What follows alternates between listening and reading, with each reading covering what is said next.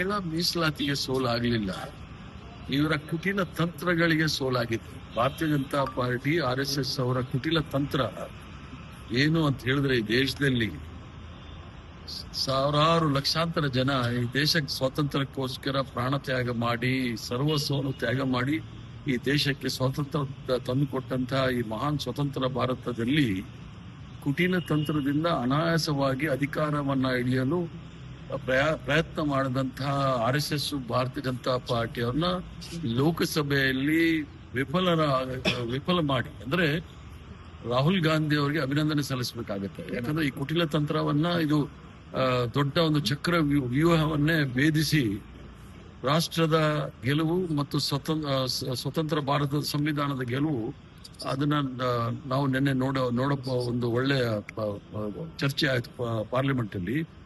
ಇವರು ಎಲ್ಲೂ ಸಹ ನರೇಂದ್ರ ಮೋದಿ ಅವರ ಭಾಷಣ ನೀವು ನೋಡಿದಾಗ ಎಲ್ಲೂ ಸಹ ಮಹಿಳಾ ಮೀಸಲಾತಿ ಬಗ್ಗೆ ಮಾತೇ ಆಡಿಲ್ಲ.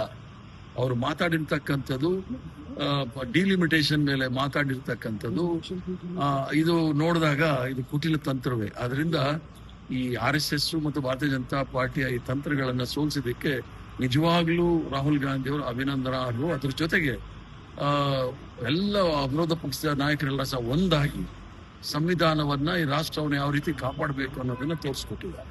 ಅಲ್ಲ, ಇದು ಈ ರೀತಿ ಕಾಂಗ್ರೆಸ್ ನಡೆ ಅಥವಾ ವಿಪಕ್ಷಗಳ ನಡೆ ಇಡೀ ದೇಶದ ಮಹಿಳೆಯರಿಗೆ ಮಾಡಿದ ಅಪಮಾನ ಅಂತ ಬಿಜೆಪಿ ಆರೋಪ ಮಾಡ್ತಾರೆ. ಭಾರತೀಯ ಜನತಾ ಪಾರ್ಟಿ ಅವ್ರಿಗೆ ಏನಾದ್ರು ನಿಜವಾದ ಕಳಕಳಿ ಇದ್ರೆ ಮಹಿಳೆಯರ ಮೇಲೆ, 2023ರಲ್ಲಿ ಮಹಿಳಾ ಮೀಸಲಾತಿಯನ್ನ ನಾವು ಪಾರ್ಲಿಮೆಂಟ್ ಅಲ್ಲಿ ಪಾಸ್ ಮಾಡಿದ್ದೀವಿ.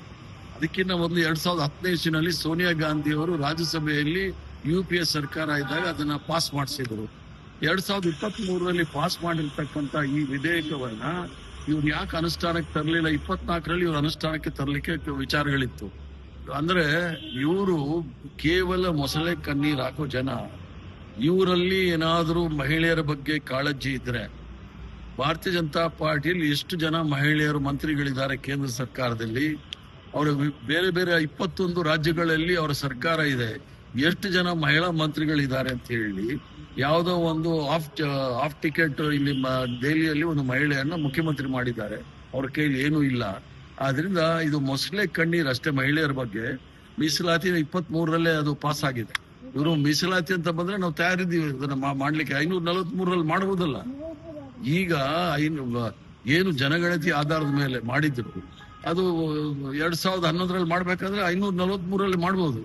ಮತ್ತೊಂದು ಗಣತಿನಲ್ಲಿ ಮಾಡ್ಬೇಕಾದ್ರೆ 2026ನೇ ಗಣತಿನಲ್ಲಿ ಮಾಡ್ಬೇಕಾಗುತ್ತೆ. ಅದು ಸಮಯ ತೆಗೆದುಕೊಳ್ಳುತ್ತೆ. ಆಗದೇ ಇರೋ ವಿಚಾರ ಅವ್ರಿಗೆ ಚೆನ್ನಾಗಿ ಗೊತ್ತಿದೆ. ಅವರ ಪ್ಲಕಾರ್ಡ್ ಎಲ್ಲ ಮಾಡ್ಕೊಂಡ್ ಬಂದಿದ್ದಾಗಲೇ ಗೊತ್ತಿದೆ. ಇದು ಕೇವಲ ಡ್ರಾಮಾ ಅನ್ನೋದು ಎಲ್ರಿಗೂ ಸಹ ಗೊತ್ತಿದೆ. ಅಲ್ಲ, ಇರೋದ್ರಲ್ಲೇ ಮಾಡೋದಕ್ಕಿಂತ ಹೆಚ್ಚುವರಿಯಾಗಿ ಸೀಟ್ ತಕ್ಕೊಂಡು ಮಾಡಿದ್ರೆ ಯಾರಿಗೂ ಅನ್ಯಾಯ ಆಗೋದಿಲ್ಲ. ಯಾರಿಗೂ ಅನ್ಯಾಯ ಆಗೋದಿಲ್ಲ. ಈಗ ಪುರುಷರನ್ನ, ಭಾರತೀಯ ಜನತಾ ಪಾರ್ಟಿಯ ಪುರುಷರನ್ನ ಕಾಪಾಡ್ಲಿಕ್ಕೋಸ್ಕರ ಉತ್ತರ ಭಾರತದಲ್ಲಿ ಅವರ ಸ್ಥಾನಮಾನಗಳನ್ನ ಉಳಿಸ್ಕೊಳ್ಳಿಕ್ಕೋಸ್ಕರ ಮಹಿಳೆಯರನ್ನ ಮೀಸಲಾತಿಯನ್ನ ಮುಂದಿಟ್ಟು ಇದೊಂದು ಕುಟಿಲ ತಂತ್ರ ರೂಪಿಸಿದ್ದಾರೆ ವಿನಃ ಇದರಲ್ಲಿ ಯಾವುದೇ ರೀತಿಯ ಮಹಿಳೆಯರ ಬಗ್ಗೆ ಒಳ್ಳೆಯದು ಯೋಚನೆಯೇ ಇರಲಿಲ್ಲ. ಆದ್ರಿಂದ ನಿನ್ನೆ ನಡೆದಂತಹ ಒಂದು ಲೋಕಸಭೆಯ ಚರ್ಚೆ ಮತ್ತು ಏನು ಭಾರತೀಯ ಜನತಾ ಪಾರ್ಟಿ RSSಗೆ ಒಂದು ಸೋಲಾಯಿತು, ಇದು ಸಂವಿಧಾನದ ಗೆಲುವು, ವಿರೋಧ ಪಕ್ಷದ ಏಕತೆಯ ಗೆಲುವು ಮತ್ತು ರಾಹುಲ್ ಗಾಂಧಿ ಅವರ ಗೆಲುವು. ಈ ಚಕ್ರವ್ಯೂಹವನ್ನು ಮೀರಿಸಿ ಬಂದಿರತಕ್ಕಂಥದ್ದು ನೋಡಿದಾಗ ಈ ದೇಶದಲ್ಲಿ ಪ್ರಜಾಪ್ರಭುತ್ವ ಇನ್ನೂ ಜೀವಂತವಾಗಿದೆ ಅನ್ನೋದನ್ನ ಇಡೀ ದೇಶಕ್ಕೆ ತೋರಿಸ್ಕೊಟ್ಟಿದೆ.